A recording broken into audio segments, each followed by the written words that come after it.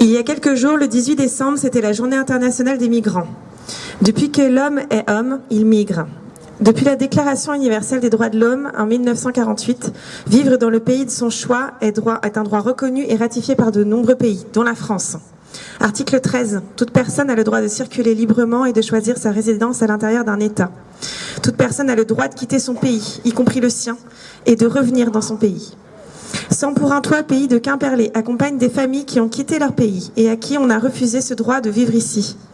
Peu importe ce qui les a motivés, faim, fuite devant un climat plus dur, devant une invasion menaçante, devant une dictature, une guerre, recherche d'une vie meilleure. Ils ont ce droit. Nous avons toutes et tous ce droit. Quand loin d'ici, un homme, une femme, même un enfant, doit impérativement s'arracher à son quotidien, à sa famille, à ses amis, à son travail, à sa maison, sa langue et son pays, pour quitter une situation intolérable, voire mortelle, et qu'il ou elle entreprend un parcours migratoire long, coûteux, dangereux, parfois meurtrier, et qu'à l'arrivée, on lui refuse une place. Où est ce droit ?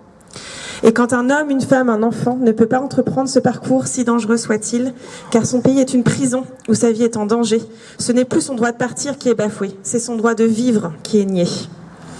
Tout individu a droit à la vie, à la liberté et à la sûreté de sa personne. Article 3 de la Déclaration universelle des droits de l'homme.